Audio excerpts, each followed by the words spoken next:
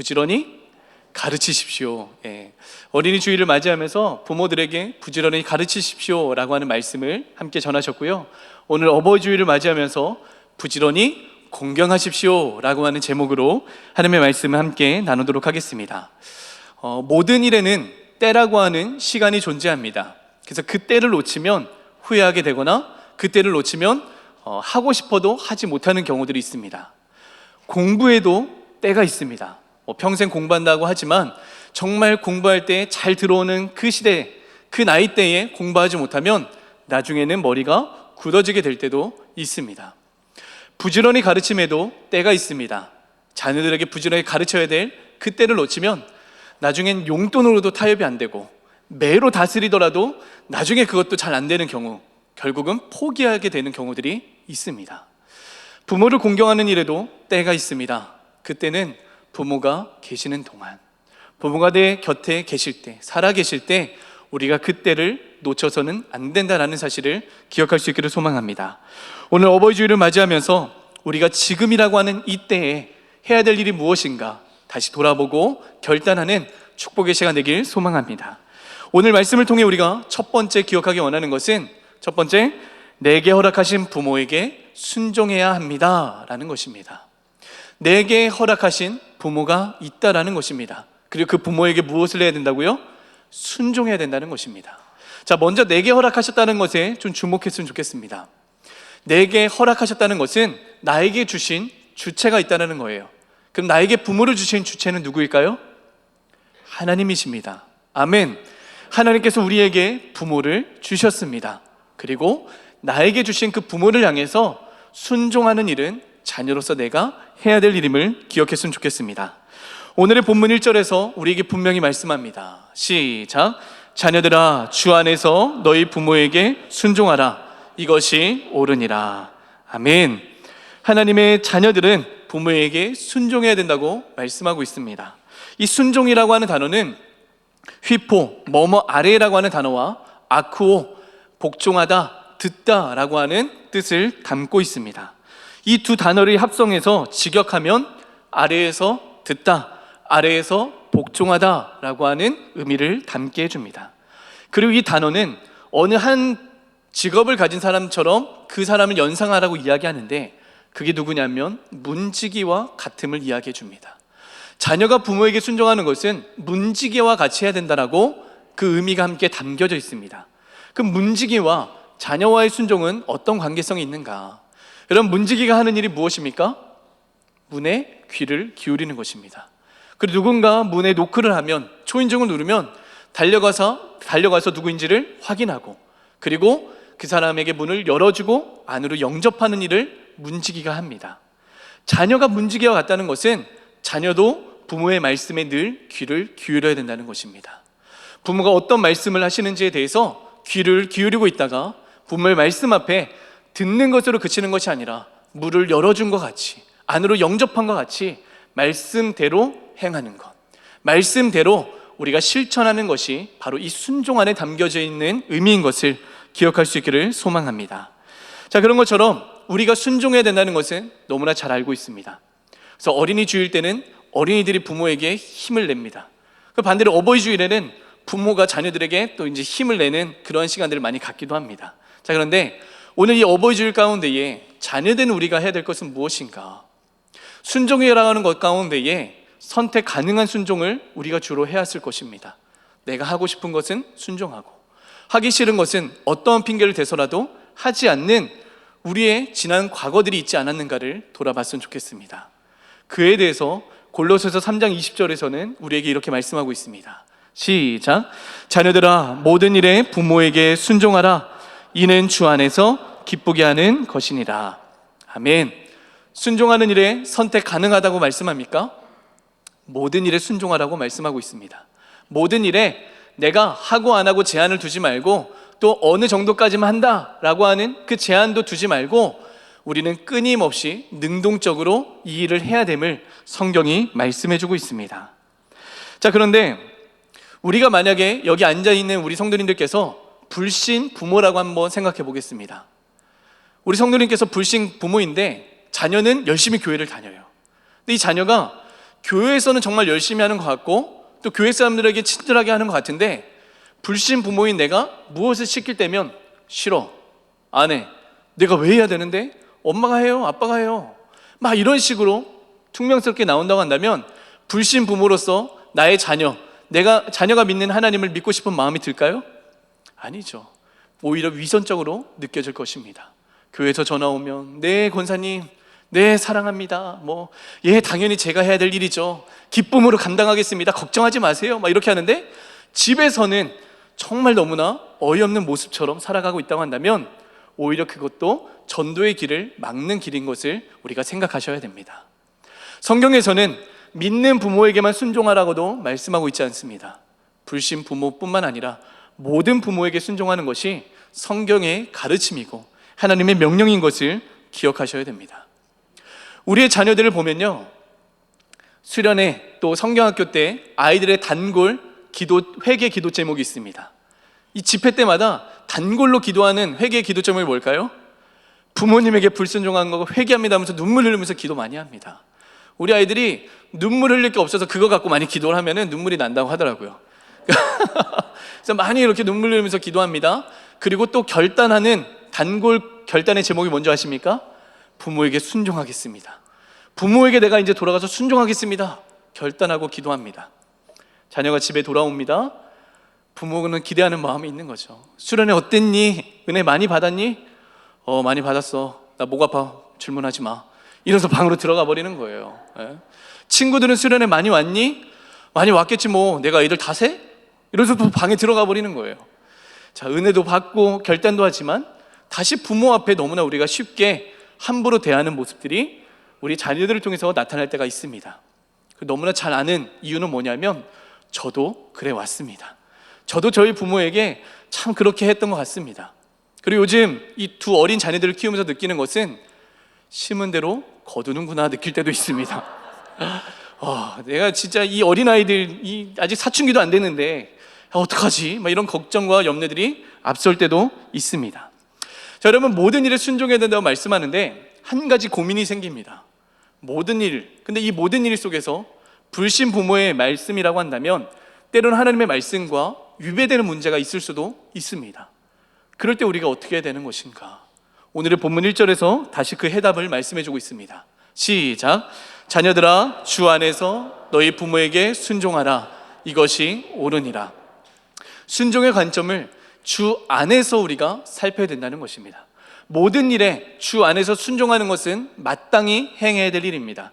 그런데 때로는 하나님의 말씀과 위배된 문제 앞에서 우리가 그냥 혈기를 부리면서 불신 부모와 싸우고 다투고 싸워서 승리하라는 것이 아닙니다. 주님 안에서 주님의 방법대로 하나님의 지혜를 구하고 하나님의 사랑으로 나의 부모를 위해서 기도하면서 그 마음이 설득되기를 기다리면서 가야 되는 것이 주 안에서 순종하는 일인 줄 믿습니다.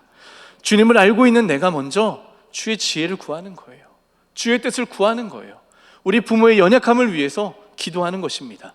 이것이 바로 내게 허락하신 부모에게 순종하는, 또 하나님이 기뻐하시는 일에 한 걸음 다가가는 하나님의 축복의 은혜인 줄 믿습니다. 어버이주일을 맞이하면서 두 번째 우리가 기억해야 될 것은 무엇인가? 내게 허락하신 부모를 공경해야 됩니다. 내게 허락하신 부모를 향해서 우리가 공경하는 것이 마땅함을 기억할 수 있기를 소망합니다. 2절 말씀 함께 읽겠습니다. 내 아버지와 어머니를 공경하라. 이것은 약속이 있는 첫 계명이니. 부모를 공경하라고 분명히 말씀하고, 그리고 이 말씀은 부모 공경은 약속이 있는 몇 번째 계명이라고요? 첫 번째 계명이라고 말씀하고 있습니다.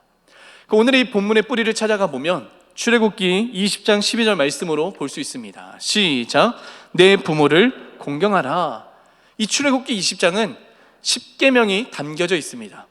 근데 여러분, 이 10계명 중에서 부모 공경은 몇 번째에 해당될까요? 5계명에 해당이 됩니다. 10가지의 계명 중에서 5계명에 해당이 됩니다.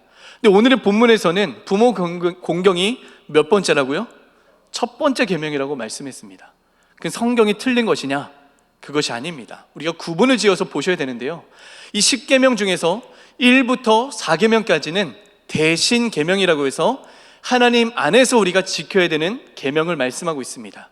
그리고 5에서 10계명까지는 인간관계 안에서 지켜야 되는 그 계명을 말씀해 주고 있습니다.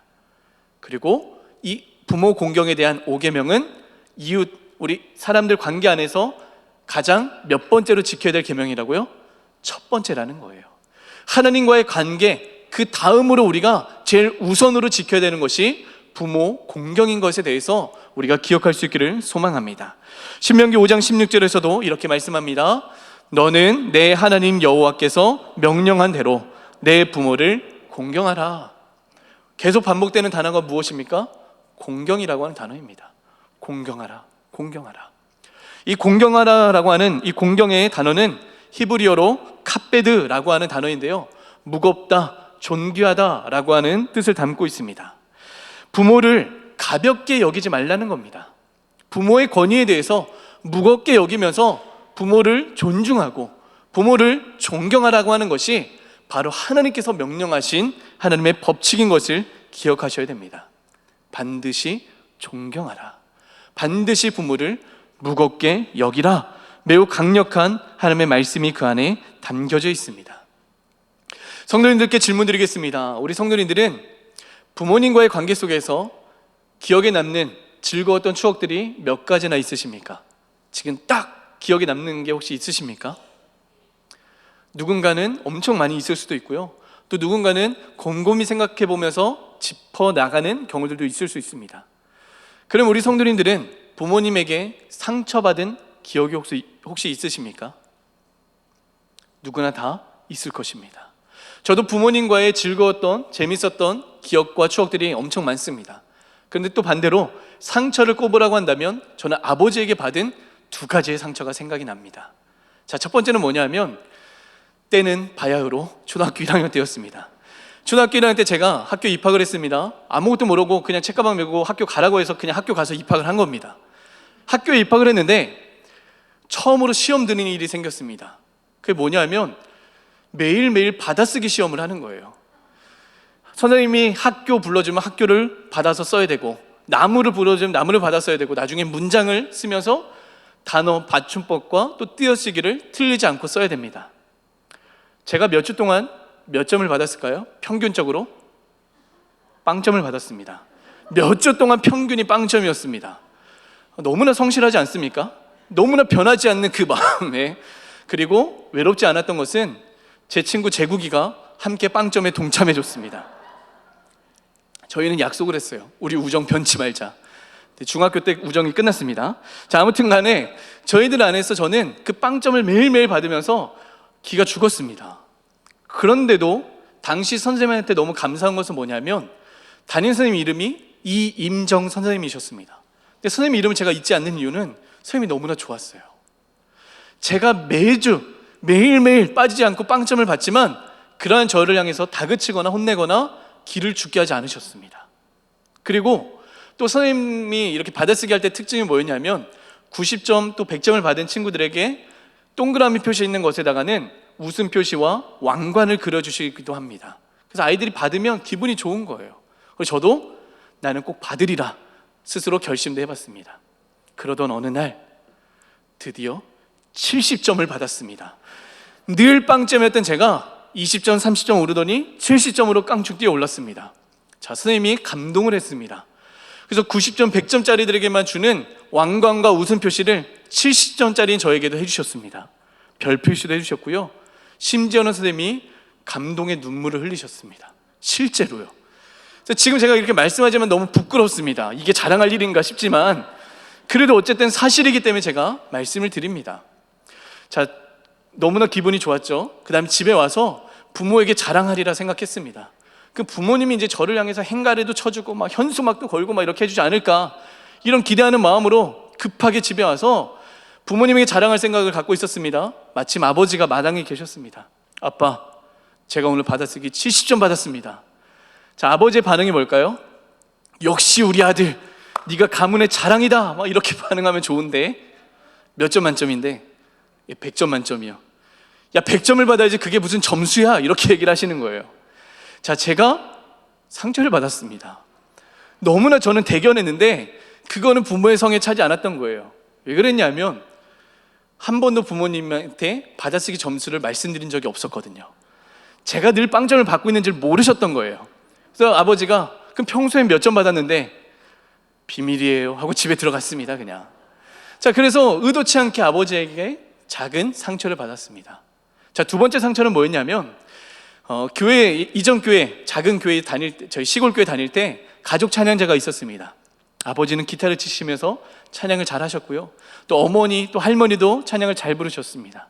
형과 저도 나름 잘 따라하는데 또 마침 또 저희가 막 한복도 입고 가족 찬양자 가면은 점수를 많이 받으면서 1등을 자주 했습니다. 자, 그런데 이때도 가족 찬양자 연습을 하고 있는데 아버지가 찬양을 같이 부르다가 갑자기 끊는 거예요. 야, 규준아, 너 자꾸 틀려. 너 그냥 부르지 마. 그냥 입으로 따라해. 이렇게 얘기하신 거예요. 야, 저는 제가 잘 부른다고 생각했거든요.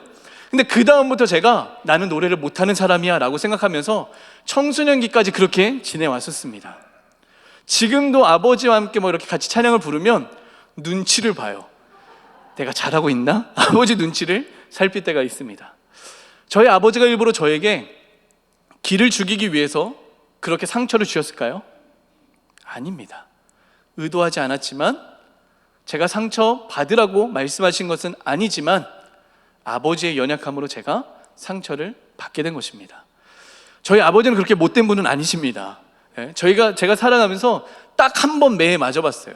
한 번도 맞아본 적이 없는데 딱 한 번. 그 이유는 진달래 꺾다가 집에 늦게 들어와서 딱 한 번, 그때 한 번 맞아봤습니다. 그 외에는 한 번도 맞아본 적이 없을 정도로 아버지는 되게 온유한 성품을 지니고 계십니다.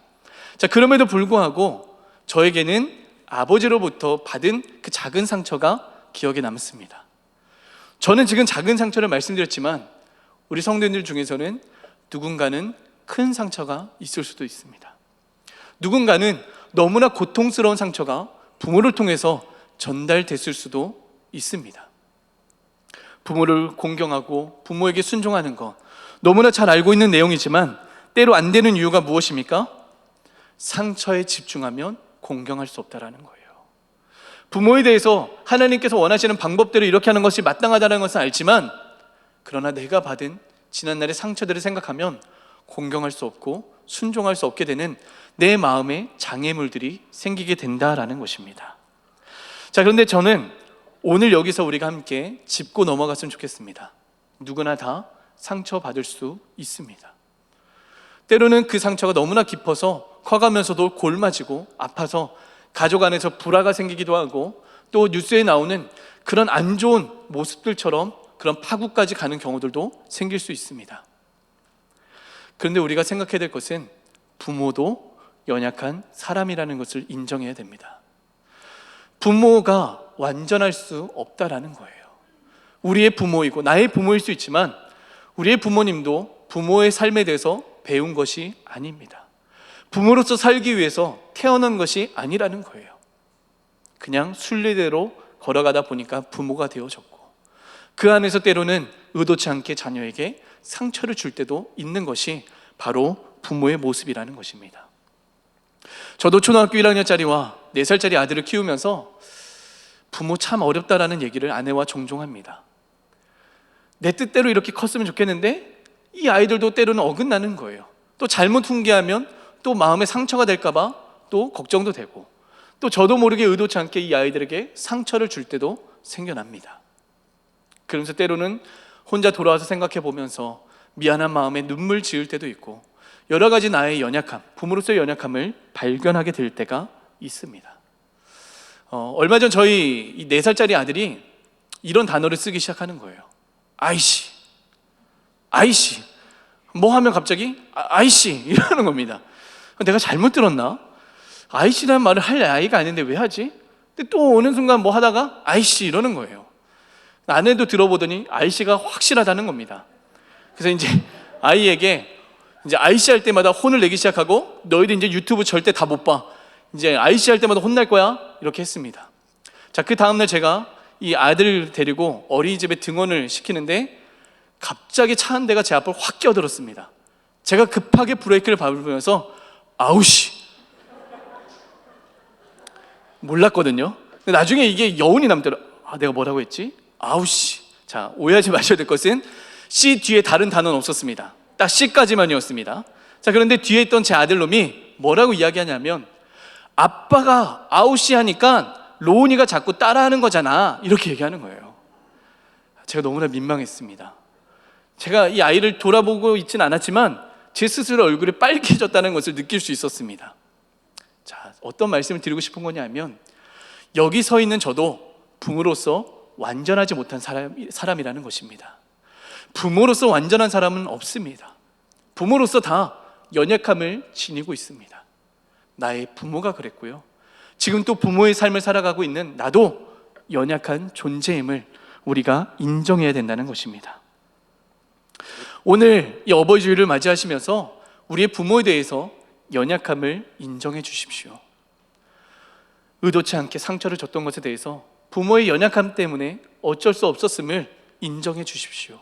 그리고 용서할 수 있는 그 마음이 우리 가운데 있어지기를 원합니다. 상처에 집중하면 우리가 공경할 수 없지만, 그러나 우리 부모의 삶에 대해서 그 연약함을 인정하고 헤아려 드리면 오히려 부모를 향한 불쌍한 마음이 듭니다. 그리고 그러한 부모를 향해서 오히려 내가 더 기도해야 됨을 깨닫게 되는 것 같습니다. 내가 받은 상처에만 집중하지 말고 또 내가 부모에게 드린 상처는 없는지, 부모의 가슴팍에 대못을 박은 것은 없었는지 돌아보시면서 이 어버이 주일 다시 부모에게 순종하고 공경하는 은혜가 있어지기를 소망합니다. 제가 군대 훈련소에 있을 때 일이었습니다. 마지막 훈련 중에 하나가 야간 행군하는 일이었는데요, 행군을 하는데 긴 키로수를 야간에 다녀와야 됐습니다. 그것도 완전 군장을 하고 그렇게 걸어서 다녀왔어야 되는데 나름 자신이 있었습니다. 체력적으로 할 수 있다, 나 인내력도 있다, 자신감을 갖고 야간 행군을 했는데 그때 6월 말 그리고 7월 초였습니다. 굉장히 저녁에 습하고 더운 날씨였습니다. 행군을 하는 도중에 졸다가 한탄강에 떨어지는 동료들도 있었습니다.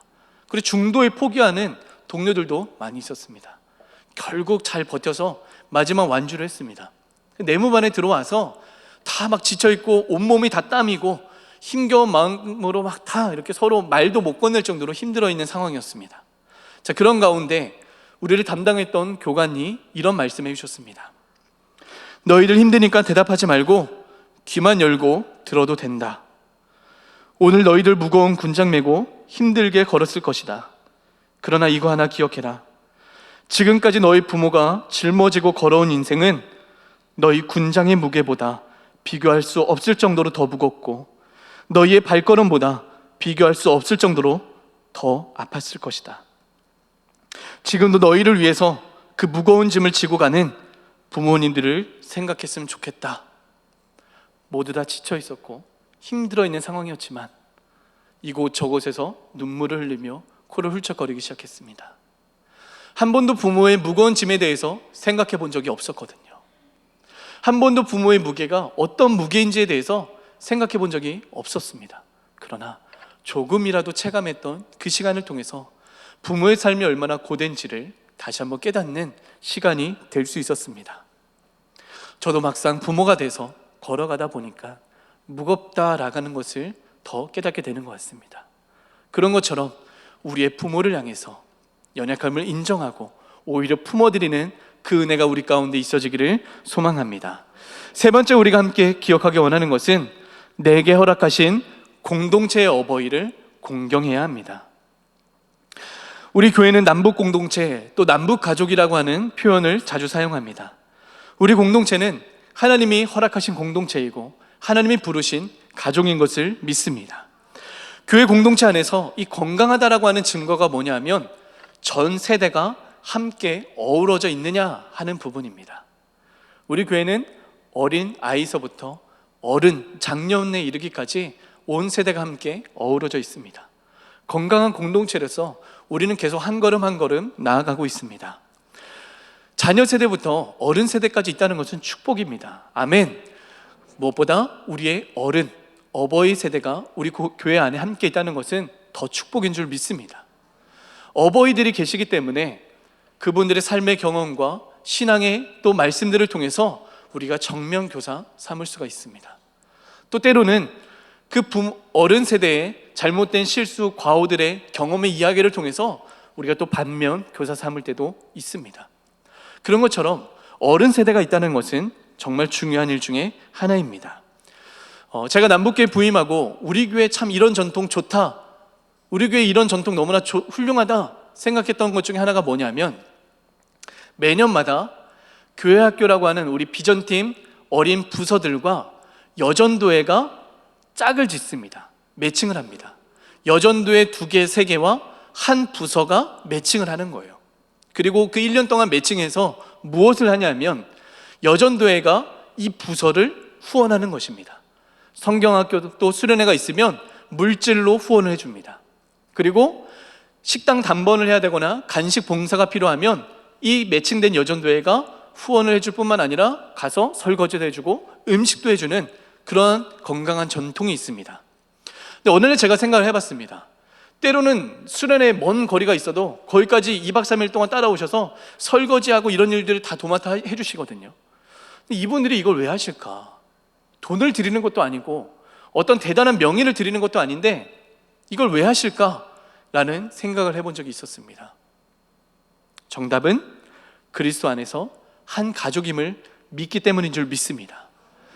우리가 자녀 세대를 위해서 헌신하고 함께 우리가 후원하는 이유는 하나님이 맺어주신 공동체이고 이 가족 공동체인 것에 대해서 우리가 분명하게 믿기 때문이라는 것입니다.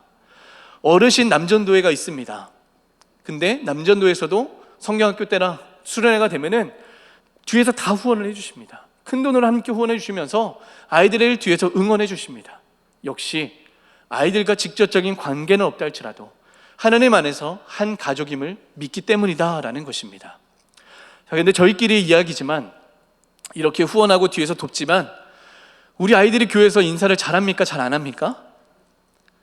잘하는 아이들도 있지만 잘 안 할 때도 있습니다. 그래서 담임 목사님이 이전에 그런 말씀하셨죠. 인사 받으려고 하지 않고 오히려 내가 더 인사를 건넨다, 일부러 더 인사를 한다라는 말씀하신 적이 있습니다. 저도 아이들에게 인사를 먼저 건넵니다. 그런데 무시당할 때도 있습니다. 안녕 하는데 그냥 지나갈 때도 있습니다. 자, 그런 아이들을 데리고 야, 너 그냥 이거 어디 어른 앞에 제가 그렇게 할까요? 아닙니다. 그냥 둡니다.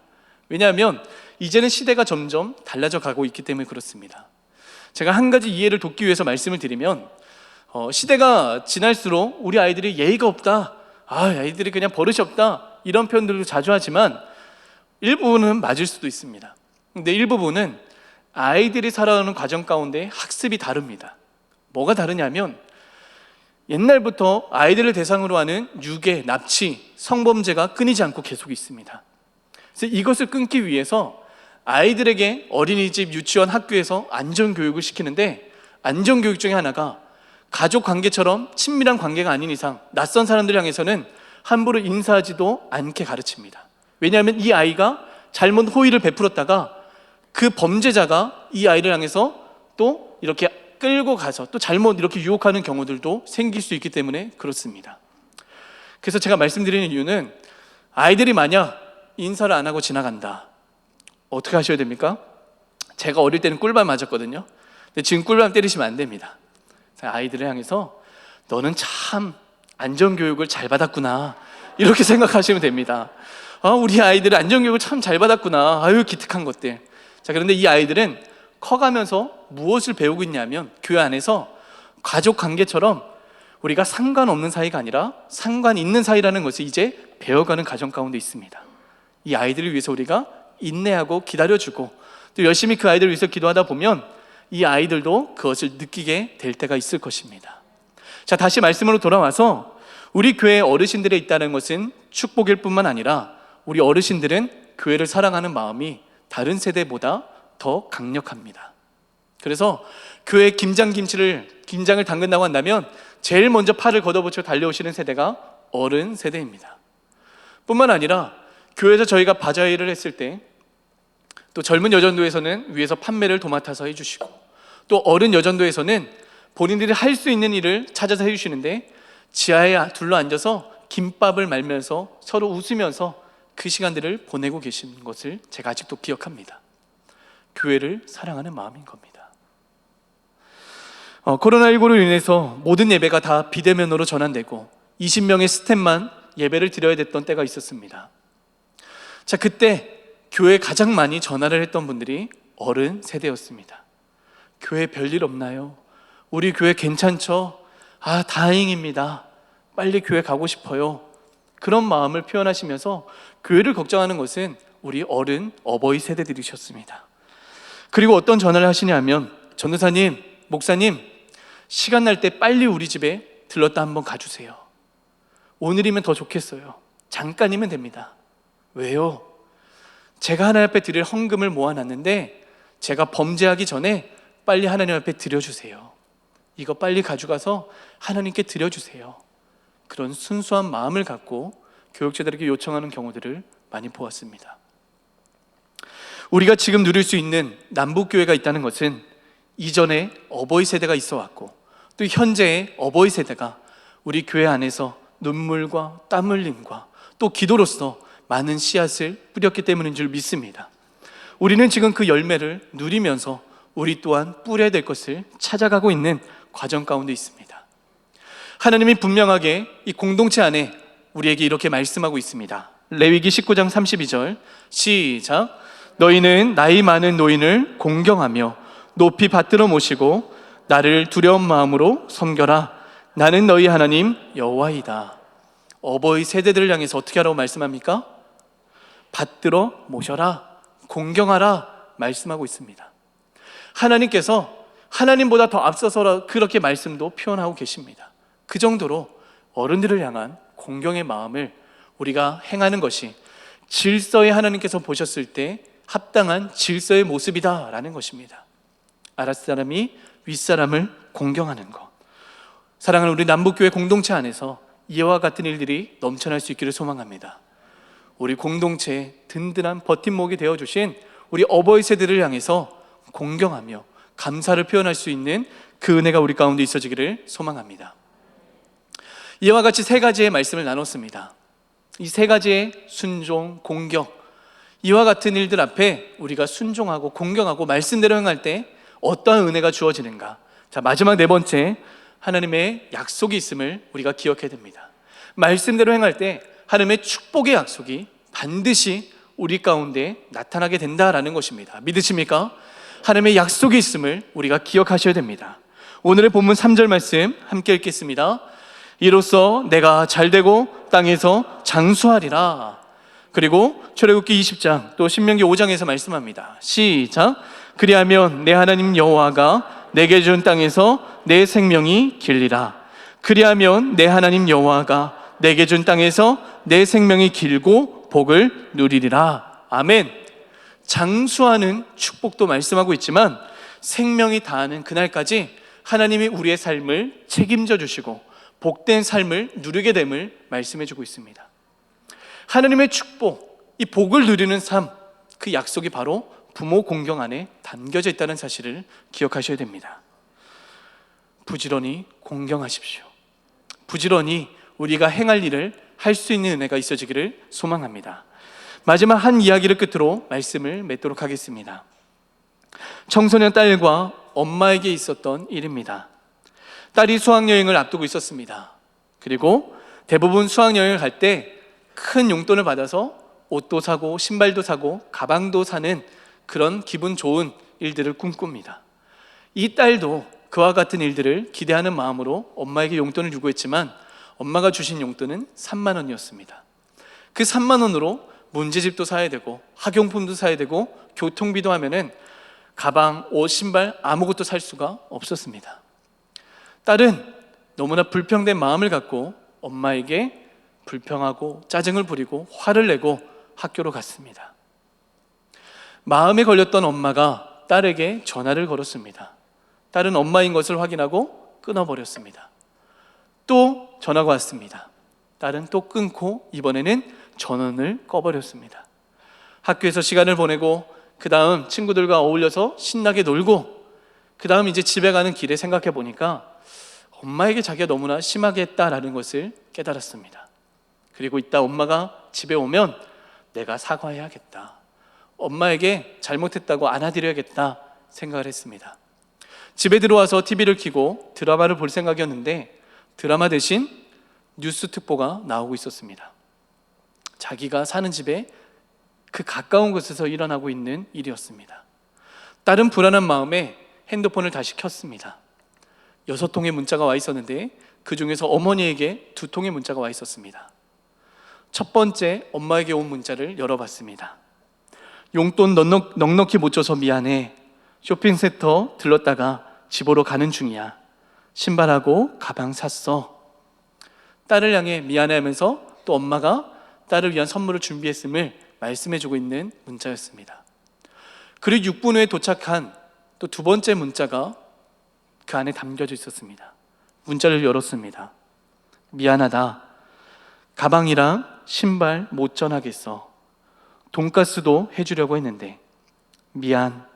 내 딸아 사랑한다. 2003년 2월 18일 대구 지하철 화재 참사 때 있었던 일입니다. 대구 지하철 참사 속에 어머니가 그 안에 있었던 겁니다. 그리고 어머니는 딸을 향해서 이 선물을 줄 생각에 기쁜 마음이었지만 이 불길이 거세지면서 어머니는 딸에게 전해줄 수 없다라는 마음을 아시고 딸에게 마지막 마음을 담아서 문자를 한 겁니다. 우리의 어버이들이 이런 마음일 것 같습니다. 내가 더 누리지 못했어도 내 자식은 더 누렸으면 하는 마음.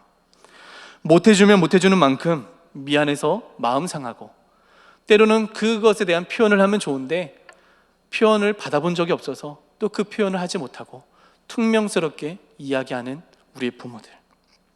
밖에 나가서 내 자식이 기죽을까봐 또 걱정하며 속상해하는 그 부모의 마음이 우리 어버이들의 마음인 것 같습니다. 엄마는 죽는 순간까지도 딸을 걱정하며 미안함과 사랑을 표현했습니다. 그 이후에 딸도 엄마에게 미안하다고 말을 하고 싶었지만 그 문자는 정송될 수 없었습니다. 너무나 속상하지만 지금이라고 하는 때를 놓치면 후회가 남게 된다는 것입니다. 우리가 지금이라고 하는 이 시간 속에 우리의 어버이들을 향해서 이 공경하는 일, 순종하는 일들을 놓치지 않았으면 좋겠습니다. 사랑하는 성도 여러분, 후회 없도록 부지런히 부모를 공경하시기 바랍니다.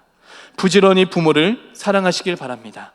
부지런히 하나님의 말씀으로 건강한 가정을 세우는 우리 남북교회 모든 가정 될 수 있기를 주의 이름으로 간절히 축원합니다. 우리 이 시간 함께 기도했으면 좋겠습니다.